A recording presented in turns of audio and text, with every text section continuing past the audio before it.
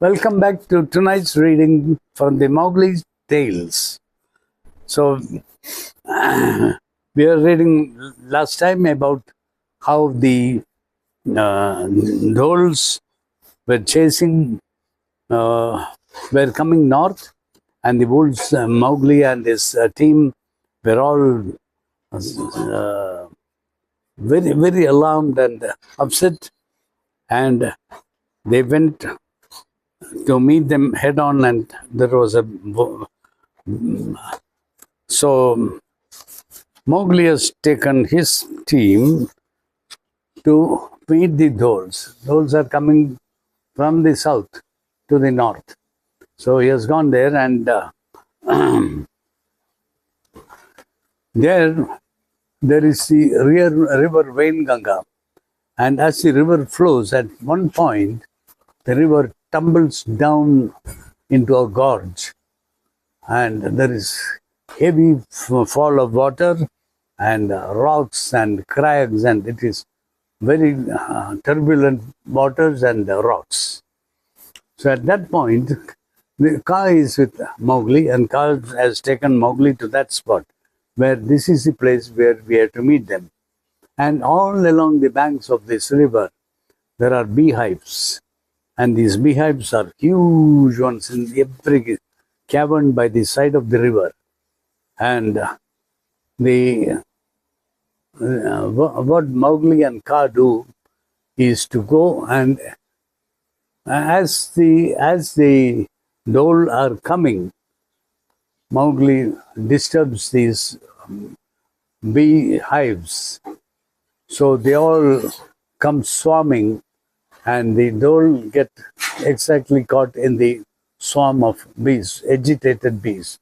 So the bees start stinging the dholes, and Kaa and Mowgli are attacking the dholes, and the dholes are chasing Mowgli, and he runs very fast. They are chasing very fast, and there's the edge of the precipice, and then a deep fall into the waters of the river below. So Mowgli knows that there is a drop. So he comes up to there and stops short and finds his way to the water, whereas all the dholes chasing him come racing on, furious and angry, and they all tumble and fall down into the waters. And many of them die because of the fall. Then there is the honeybees chasing them and stinging them. And so every animal, every dhole is covered fully with honeybees, and they have no shape. It's a moving mass of black. They come and they tumble down into the water. And it's a very pitiable sight for the dholes to be stung and fall down like this. So that is where we stopped.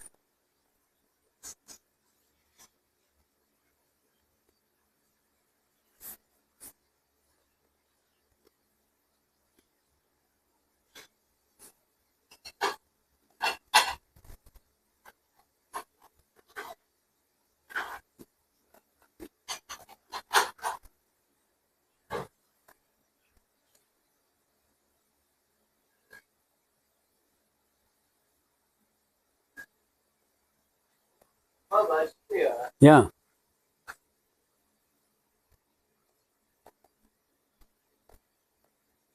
Mom, can you stop it? I don't know what I'm doing.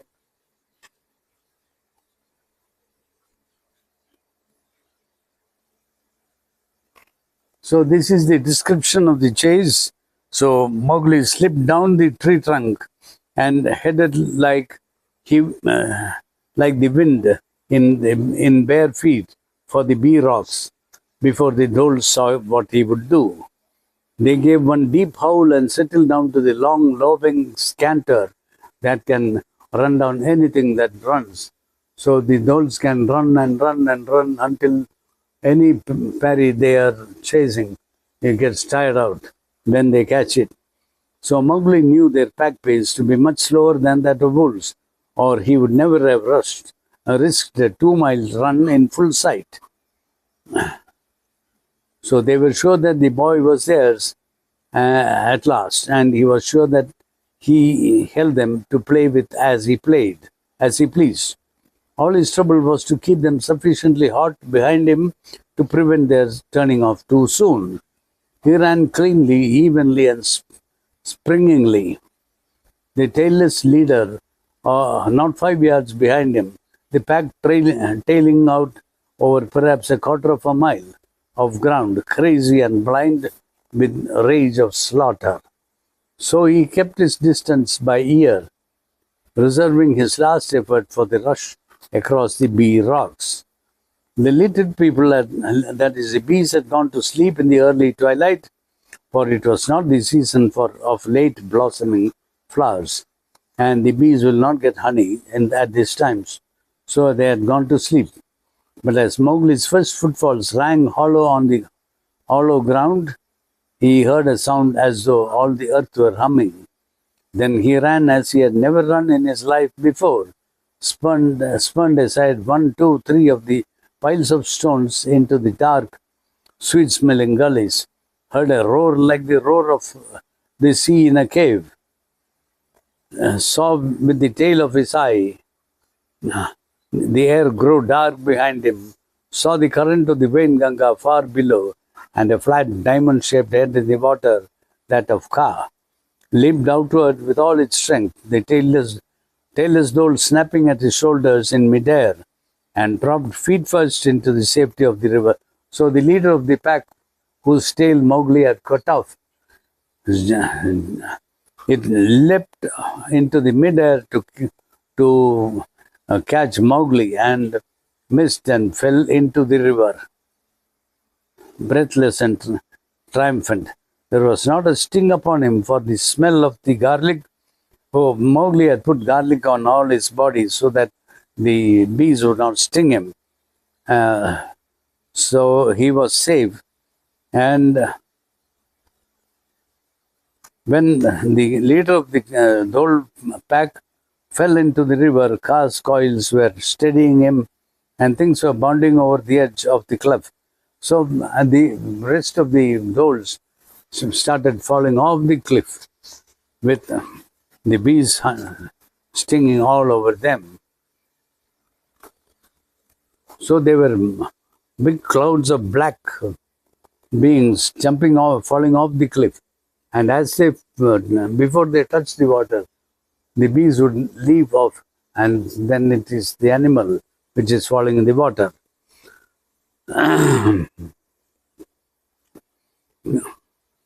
So Ka held Mowgli fast till the boy had recovered his breath. Mowgli jumped into the water, Ka got him, and Ka held Mowgli. And then Mowgli said, "We may not stay here. The bees are roused indeed, and they are coming to sting us." Swimming low and diving as often as he could, Mowgli went down the river, knife in hand. "Slowly, slowly," said Ka. "One tooth does not kill 100, unless it's a cobra's." And many of the Dholes took water swiftly when they saw the little people rise. "The more work for my knife," said. So, how the little people follow. Mowgli sank again. The bees were haunting both Mowgli and Ka. The face of the water was blanketed with wild bees, buzzing sullenly and stinging all they found. "Nothing was ever yet lost by silence," said Ka. "No sting could penetrate his scales." And so they went on. Nearly half the pack had seen the trap their fellows had rushed into, and turning sharply aside, had flung themselves into the water, where the gorge broke down in steep banks.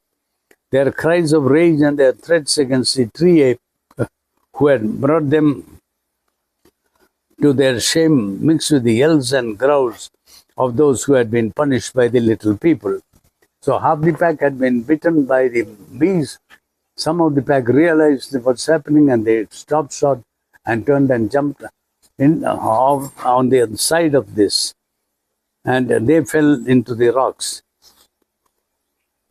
To remain ashore was death, and every Dhole knew it. Their pack was swept along the current down to the deep eddies of the peaceful.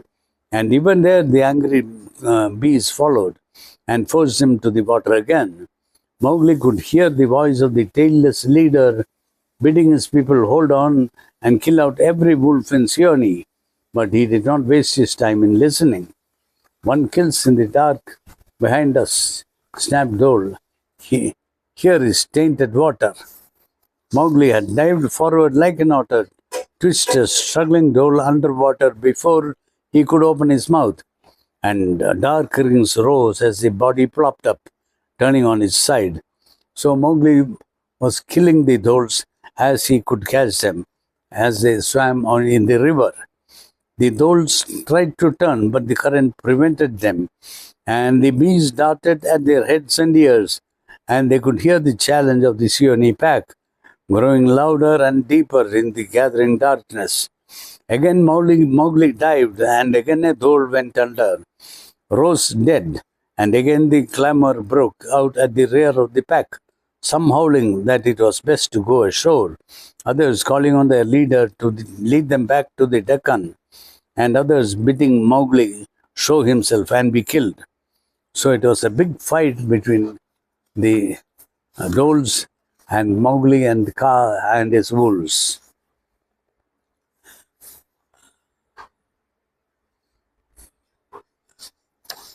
They come to fight with 2 stomachs and several voices.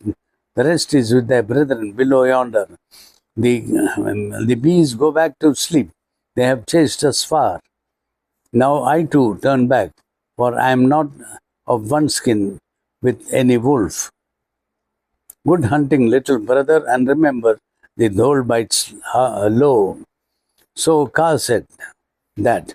A wolf came running along the bank on 3 legs, yelping and leaping up and down, laying its head sideways close to the ground, hunching his back and breaking high into the air as though he were playing with his cubs. It was Wontolla, the outlier, the one who had been wounded earlier by the Doles. And he said never a word but continued his horrible sport beside the Doles. They had been long in the water now and were swimming wearily, their coats drenched and heavy, their bushy tails dragging like sponges, so tired and shaken that they too were silent, watching the pair of blazing eyes that moved abreast. "This is no good hunting," said one of the Doles, panting. "Good hunting," said Mowgli, as he rose boldly at the brute's side and sent the long life home behind the shoulder, pushing hard to avoid the dying snap, and the Dole was killed. "Are you there, man cub?" Wontolla cried across the water. "Ask of the dead outlier. They are all dead. Have none come down?" "I'll wait," said Wontolla. "The night is before me." Nearer and nearer came the bay of the Seoni wolves. For the full pack, it is met, and a bend in the river drove the Doles forward among the sands and shoals opposite the lairs. Then they saw their mistake. They should have landed half a mile higher up and rushed the wolves on dry ground. Now it was too late. The bank was lined with burning eyes, and except for the horrible fuel that had never stopped since sundown, there was no sound in the jungle. It seemed as though Wontolla were fawning on them to come ashore and turn and take hold, said the leader of the Doles. The entire pack hung themselves on the shore, threshing and scattering through the shoal water till the face of Wainganga was all white and torn, and the great ripples went from side to side. So this is all description of the great fight between Mowgli and his wolves, and Kaa on one side, and the Doles on the other side. Then the long fight began, heaving and straining and splitting and scattering and narrowing and broadening along the red wet sands and over and between the tangled tree roots and through and among the bushes and in and out of the grass clumps. For even now the dholes were 2-1.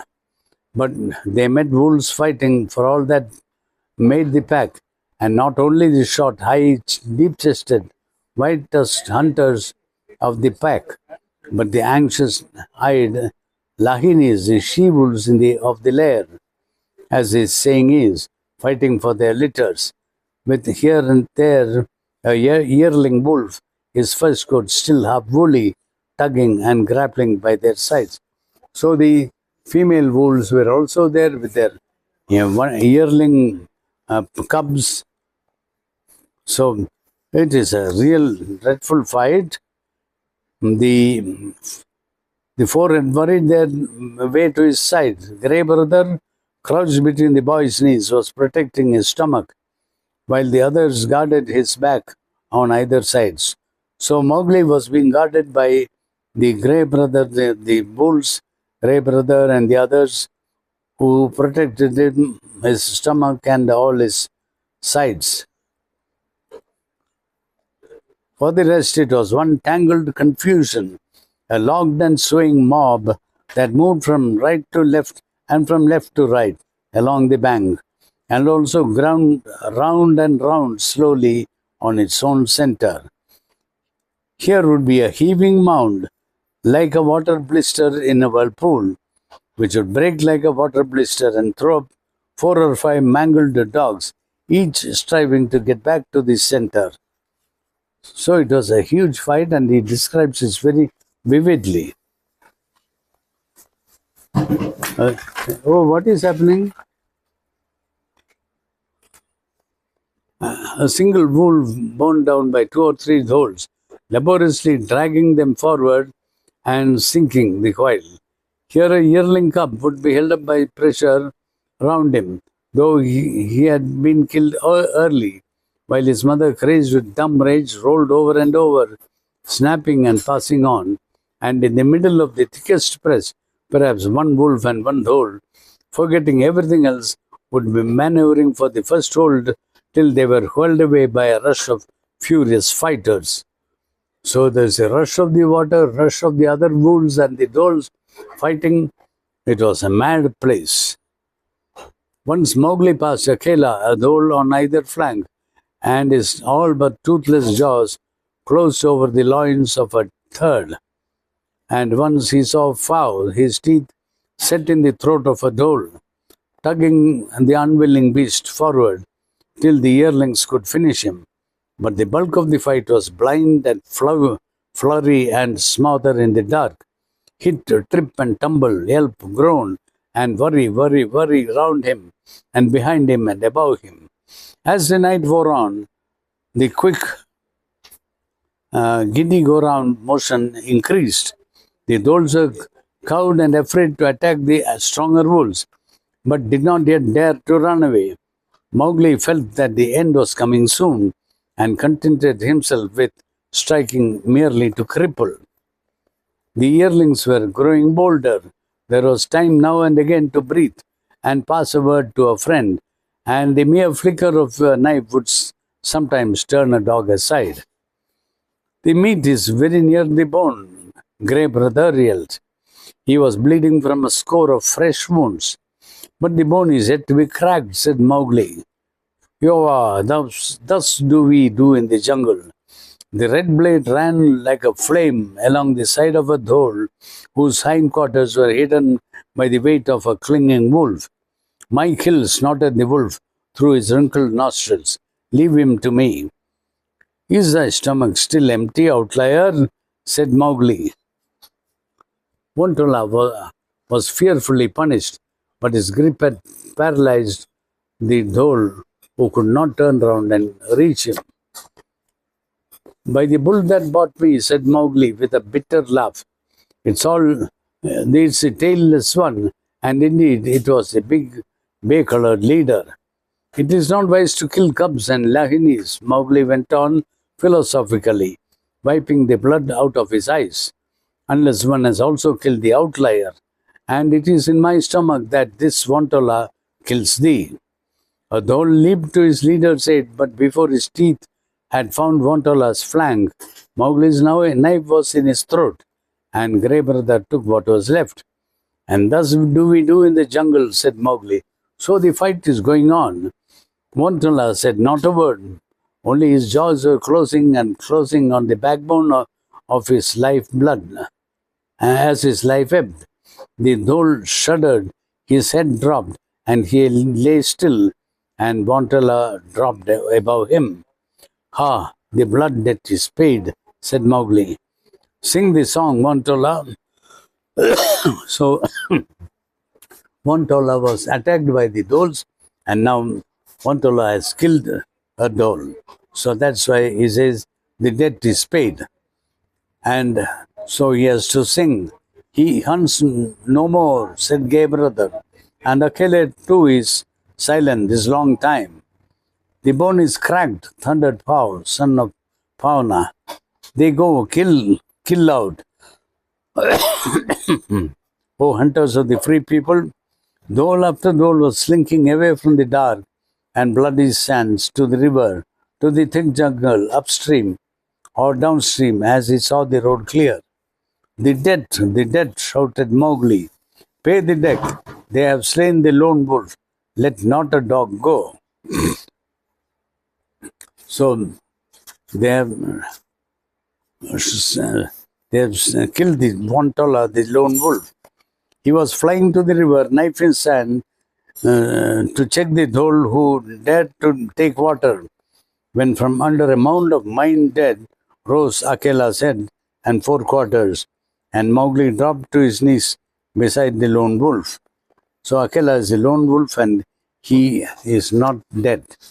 And Mowgli is relieved. Sad. Said I not, it would be my last fight, Akela gasped. It is good hunting, and you, little brother, I live having killed many. Even so I die, and I would die by thee, little brother. So Akela is now dying. Mowgli took the terrible scarred head on his knees and put his arms round his neck, the torn neck. It is long since the old days of Sher Khan and a man cub that rolled naked in the dust, he said. No, I am a wolf and I am one skin with the free people, Mowgli cried. It is no will of mine that I am a man. You are a man, little brother, wolfling of my watching. You are a man, or else the pack had fled before the dhole. My life I owe to thee, and today you have saved the pack, even as once I saved you. Have you forgotten all debts are paid now? Go to your people, I tell thee again, eye of my eye. This hunting is ended. Go to your own people. So says the Akela. I will never go. I will hunt alone in the jungle. I have said it, says Mowgli. After the summer come the rains, and after the rains come the spring. Go back before you are driven. Who will drive me? Mowgli will drive Mowgli. Go back to your people. Go to man. When will Mowgli drive? When Mowgli drives, Mowgli will go, said Mowgli. There is no more to say, said Akela. Little brother, can you not rise to my feet? I was also a leader of the free people. Very carefully and gently, Mowgli lifted the bodies aside and raised Akela to his feet, both arms around him, and the lone wolf drew a long breath and began the death song that a leader of the pack should sing when he dies. It gathered strength as he went on, lifting and ringing far across the river till it came to the last good hunting, and Akela shook himself clear of Mowgli for an instant, and leaping into the air, fell backward dead upon his last and most terrible kill. Mowgli sat with his head on his knees, careless of anything else, while the remnant of the flying dholes were being overtaken and run down by the merciless Lahinis. Little by little the cries died away, and the wolves returned limping as their wounds stiffened to take stock of the losses. 15 of the pack, as well as a half dozen Lahinis, lay dead by the river, and of the others, not one was unmarked. And Mowgli sat through it all till cold daybreak, when Fow's wet red muzzle was dropped in his hand, and Mowgli drew back to show the gaunt body of Akela. Good hunting, said Fow, as though Akela was still alive. And then over his bitten shoulder to the others, howl, dogs, a wolf has died tonight. So all the wolves and the dogs will howl. But of all the pack of 200 fighting dholes, whose boast was that all the jungles were their jungle, and that no living thing could stand before them, not one returned to the Deccan to carry that word. All the dholes had been annihilated, completely finished.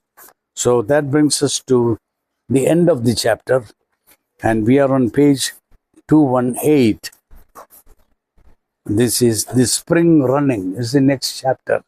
So see you then next time with the spring running. Thank you. Bye bye.